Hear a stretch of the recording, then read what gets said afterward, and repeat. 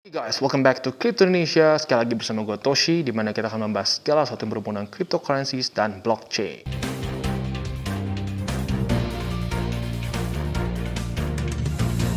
Pada hari ini kita akan membahas mengenai BitTorrent, atau lebih tepatnya native token mereka yang bernama BTT. Nah, pada hari ini kita akan coba bahas dari sisi positif maupun negatifnya seperti biasa ya. Sebisa mungkin objektif. Dan itu dia yang akan kita review pada hari ini. Stay tuned. Halo guys, hari ini kita akan membahas mengenai BitTorrent. Dimana BitTorrent ini pasti kalau generasi 2015 ke bawah deh, yang lulus SMA 2015 ke bawah, pasti tahu, pernah dengar yang namanya BitTorrent atau uTorrent. Walaupun sebenarnya bukan uTorrent sih, cara bacanya sebenarnya microtorrent, tapi ya lu tau lah.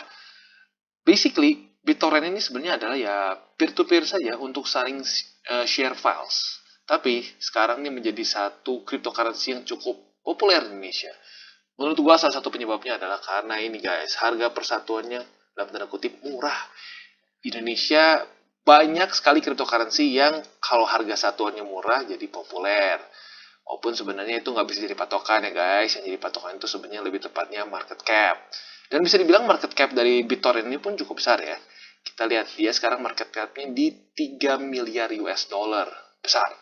Dan nomor 46 di seluruh dunia, ranking 46. Jadi not bad, bagus. Secara market cap cukup besar.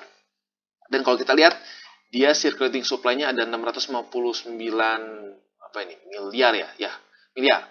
Jadi lumayan. Kurang lebih mungkin ya kalau dihitung kasar, anggaplah ya 70% lah ya sudah tersirkulasi. Ini anehnya kenapa nggak ada tulisannya, gue juga bingung. Tapi gue tadi hitung sedikit, kurang lebih ya 70%-an lah.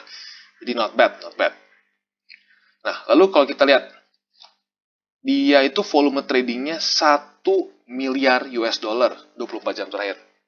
Walaupun lebih mendekati kedua lah ya, 1,7 miliar US dollar. Jadi buat lu yang para trader, swing trader, day trader, wah ini enak ya, nggak akan takut nggak liquid. Tentunya dengan trading volume sebesar ini pasti liquid. Nah, lalu sebenarnya apa itu BitTorrent? BitTorrent itu sendiri adalah satu satu platform peer-to-peer yang sangat populer nih. Dan itu bentuknya file sharing ya. Dan ini sudah lama sebenarnya. Bisa dibilang dia itu sejak tahun 2001 sudah ada. Mana ya? Aduh, nanti ada di sini. Sejak tahun 2001 dia itu sudah ada. Dan 2018 baru dibeli oleh platform bernama Tron, si Justin Sun itu loh. Dan dia basically setelah dia beli BitTorrent, dia membuat satu token yaitu BTT. Dan itu adalah standarnya TRC10 standard. Jadi ini adalah token dari Tron ya. Jadi token dari Tron blockchain, ya pokoknya itulah ya, token dari Tron. Dan kalau kita lihat, sebenarnya BitTorrent ini sudah beberapa kali pernah kena kasus hukum ya, legal battles. Kenapa? Karena ya baik lagi, ini dia bisa sharing files. Sayangnya, seperti yang kita tahu, mungkin itu juga penyebabnya kita tahu dari BitTorrent ini adalah seringnya file yang dikirim adalah film-film, mulai dari film, lalu musik, apalagi tuh, segala macam lah. Pokoknya kirim file yang sebenarnya ada copyrightnya. Nah, berarti kan di waktu bersama itu dalam tanda kutip bisa jadi pembajakan dihitungnya. Bahkan dulu nih ya, mungkin yang generasi dulu tahu ada yang namanya Pirate Bay, di mana kita basically bisa saling sharing dalam tanda kutip, saling sharing film-film, musik-musik dan lain-lain. Masalahnya apakah itu legal atau ilegal? Ya well, ini lagi deh gue balikin ke tangan kalian masing-masing. Oke guys, jadi ini adalah official website dari BitTorrent yang bernama bittorrent.com. Dimana di sini dia tulis ya, dia mentokenize dari satu file sharing protokol yang decentralized terbesar di dunia dengan BTT ya, dengan token mereka bernama BTT. Dan seperti yang gue bahas tadi juga, BTT ini adalah TRC10 atau utility token dari BitTorrent yang dia bentuknya itu adalah di blockchain-nya Tron ya. Dan kalau kita lihat, salah satu dari ya mungkin main project mereka itu adalah BitTorrent Speed, dimana mungkin dulu ada yang pernah pakai microtorrent atau BitTorrent pasti tahu. Basically kalian akan jadi seed saat kalian mau menerima file lah gitu dari orang lain gitu. Nah, saat kalian menerima file ini, kalian akan menjadi seeder. Nah, saat jadi seeder ini, semakin banyak seed, ini simple aja guys ya, soalnya jujurnya kalau mau dijelasin secara teknis bakal terlalu panjang dan ujung-ujungnya malah bingung sendiri. Jadi intinya saat kita mau mengambil data dari torrent ini, kita menjadi seeder.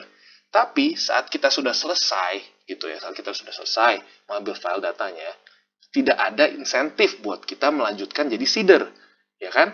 Tapi di waktu bersamaan saat seeder ini pada lepas, berarti semakin bolot pengiriman filenya. Nah, itu cara kerja torrent kurang lebih seperti itu. Jadi harus banyak seeder di satu file tertentu gitu ya, atau ya beberapa file lah. Nah, makanya dulu kita sering carinya apa? Cari yang filenya yang banyak seedersnya, maka akan cepat downloadnya. Seperti itu. Nah, tapi baik lagi, karena nggak ada insentif uangnya, siapa yang mau jadi seeder? Ngapain? Cuma buang-buang bandwidth kan? Nah, di sini kita dikasih insentif untuk menjadi seeder. Seperti itu kerjanya. Simple. Jadi dengan kita menjadi seeder, kita akan mendapatkan BTT atau token rewards. Nah, dengan begitu, ya jadi bisa cepat. Jadi dengan BitTorrent speed ini sesuai dengan namanya. BitTorrent yang full speed gitu ya, gigi 6. Dimana kalau dulu seringkali kita harus nyari-nyari sendiri mana nih file yang banyak seedersnya. Nah, di sini karena ada insentif uangnya atau insentif yang diberikan dalam bentuk BTT ini, maka orang-orang akan mau jadi seeders. Ya baik lagi, saat jadi ada insentif, orang semua pasti mau. Itu kurang lebih project dari si BitTorrent. Quite simple, tapi powerful. Karena orang ya masih pengen ya untuk ngambil file seperti itu, file yang basically itu mau bilang bajakan boleh, nggak bajakan boleh, tapi pokoknya orang ada insentif gitu untuk jadi seeder di dalamnya gitu. Lalu cara kerjanya simple sekali. Kita buat wallet kita atau enable wallet kita bisa pakai di BitTorrent, MicroTorrent Web atau MicroTorrent Classic, dan lalu kita download apa yang kita perlu gitu, file yang kita perlu. Seperti biasa, persis seperti torrent biasa atau BitTorrent biasa atau MicroTorrent biasa. Tapi yang unik seperti yang gue bahas tadi sebelumnya, saat kita sudah selesai nih, biasa kalau kita sudah di step 2 nih, ya sudah, buat apa kita nge-seed? Orang kita udah dapat filenya, gak ada insentif. Kita tutup saja udah. Berarti satu seeder mati. Nah, kalau di sini saat sudah selesai, kita bisa earn BitTorrent atau BTT saat kita provide seeding.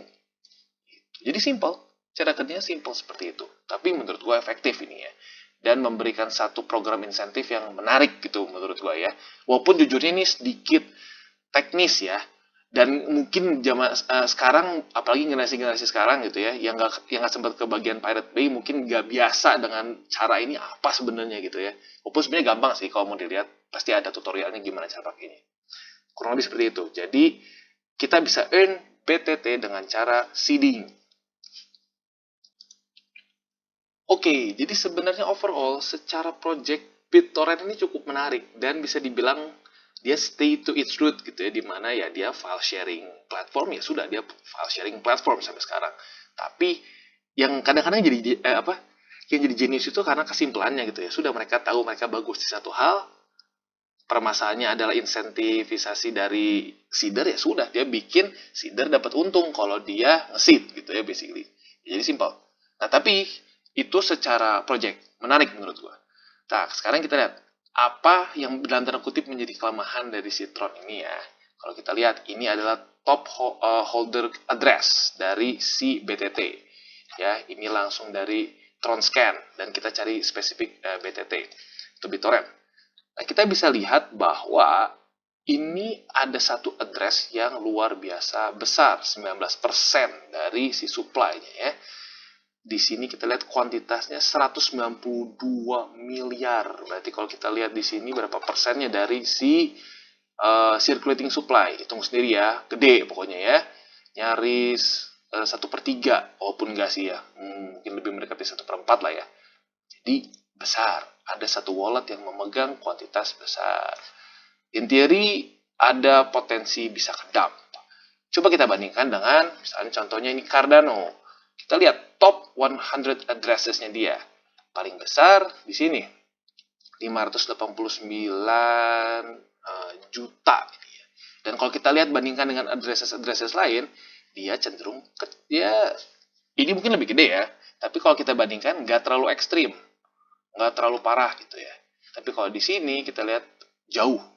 Dua ini terutama besar sekali. Walaupun ini kita tahu ini punya Binance ya, ditulis di sini. Jadi ini wallet cold walletnya si Binance untuk dia nge-store BTT, dan juga ini Binance mungkin yang kedua kali ya. Jadi ada dua wallet Binance di sini. Dan sisanya kecil, jauh lebih kecil. Tapi yang balik lagi yang bikin gue concern ada yang satu ini.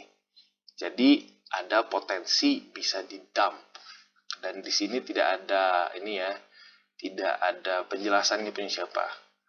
Mungkin apa namanya ya, balik lagi ya kita harus bahas ya kerennya dan resikonya. Ya resikonya ini ada supply yang cukup besar di satu address, which is basically biasanya nggak bagus ya seperti itu. Kalau kita bandingkan juga nih dengan Ethereum bahkan lebih kecil lagi. Kalau di Cardano kan ada yang 589 juta ADA nih. Tapi di Ethereum dia lebih kecil. Dia terbesar itu di 7 juta. Lalu yang kedua di 6 juta. Persentasenya pun cenderung kecil semua. 6, 5, paling besar 6% di satu wallet. Jadi ya secara supply lebih tersebar gitu ya. Untuk potensi di-dump oleh satu orang lebih kecil. Gitu ya. Dan kita lihat ya, ini juga ada Binance dan lain-lain. Jadi untuk Binance saja dia cuma megang 1,9% gitu ya. Jadi ya balik lagi, itu juga jadi salah satu pertimbangan kita kalau kita mau invest di BTT ya. Ada satu wallet yang persentasenya besar, nyaris kurang lebih 20% dari supply BTT. Oke guys, sekarang kita akan bahas mengenai teknikalnya, dimana kita bisa lihat kemarin sebenarnya BitTorrent ini cukup kebanting ya. Kalau dibandingkan dengan alt yang lain kayak Cardano, Ethereum, dia lebih kebanting karena dia sampai death cross. Kalau Ethereum ada Cardano, BNB, seingat gua nggak sampai death cross. Jadi pasti lumayan cukup deg-degan ya buat para hodlers BitTorrent. Sebenarnya kalau kita lihat di sini death cross ini sebenarnya satu pertanda yang kurang baik biasanya ya. Tapi baik lagi, karena Bitcoin berhasil nembus lagi, ya akhirnya semua pun pada ikut naik gitu ya. Karena baik lagi sekarang korelasi Bitcoin dengan altcoin masih sangat-sangat tinggi sekali. Nah, kalau kita lihat secara teknikal, sebenarnya BitTorrent not bad. Karena walaupun dia death cross, dia berhasil lagi menembus MA 200 di daily. Dan saat dia menembus 200, kita bisa lihat bahwa 200 ini setelah dia tembus menjadi support. Berapa kali dia tes nih ya? 1, 2, 3, dan terus naik lagi. Berarti ini pertanda yang cukup baik. MA 200 dari BitTorrent cukup solid lah ya bisa dibilang. Nah, dan kalau kita lihat secara potensinya dia ke Fibo dari all time high ke swing low ini masih jauh. Jadi sebenarnya kalau secara peluang apabila teknikalnya bisa terus bagus seperti ini, dia masih lumayan ini bisa dibilang masih nge-lag dibanding yang lain gitu ya, masih nge-lag. Jadi peluang untuk kita ambil posisi masih jauh kalau kita mau targetin ke resisten kuat ini. Itu masih 86%. Jadi ada peluang. Kalau mau yang para swing traders mungkin saja bisa tertarik nih melihat ini ya. Tapi kalau untuk para long traders, bukan long traders, tapi untuk para trader long term, kita sebenarnya bisa saja sih kita ambil posisi BitTorrent ini. Tapi harus dengan satu pertimbangan yang selalu harus kita ingat, yaitu ini mirip resikonya seperti XRP, di mana dia memiliki resiko dalam supply yang cukup banyak yang ada di satu wallet. Gitu ya guys. Jadi keep that in mind, bahwa ada satu wallet yang memegang 20% dari supply BitTorrent. Jadi in theory kita ada resiko bisa kena dump. Oke, selain dari itu, kalau kita lihat teknikalnya ini akan jadi konfirmasi bagus sekali apabila MA 200 dan 50 yang warna biru ini sudah cross atau disebut sebagai golden cross. Dan biasanya saat sudah golden cross seperti itu, harga akan cenderung lebih bullish, jauh lebih bullish dibandingkan kalau dia sedang dead cross. Oke, jadi itu kurang lebih overview dari BitTorrent secara makronya, dan overall it's quite good. Oke guys, jadi secara kesimpulannya sebenarnya BitTorrent ini menarik. Dan menurut gua ada real use case-nya dalam kehidupan nyata gitu ya. Dan terbukti harga pun sekarang sudah mulai naik. Tapi balik lagi guys, dari situ pun kita harus tetap berpikir bahwa ada supply 20% dari seluruh BTT yang ada di satu wallet. Kurang lebih nyaris 20 ya, 19, something. Tapi still, very big. Miliaran BTT. Jadi in theory punya permasalahan yang cukup mirip dengan XRP, di mana supply-nya cukup banyak yang ada di dalam wallet. bisa tim developer, bisa pribadi, nggak tahu lah ya, karena tidak ada datanya di situ untuk siapa yang punya si wallet itu sendiri. Cuma ada data bahwa itu dari Poloniex dihitungnya ya, which is an exchange gitu. Nah, jadi baik lagi, kita harus keep that in mind kalau kita mau long term investment di BitTorrent. Other than that, ya well, manage your risk. See you on the next video, dan jangan lupa untuk like, subscribe, dan share the videos.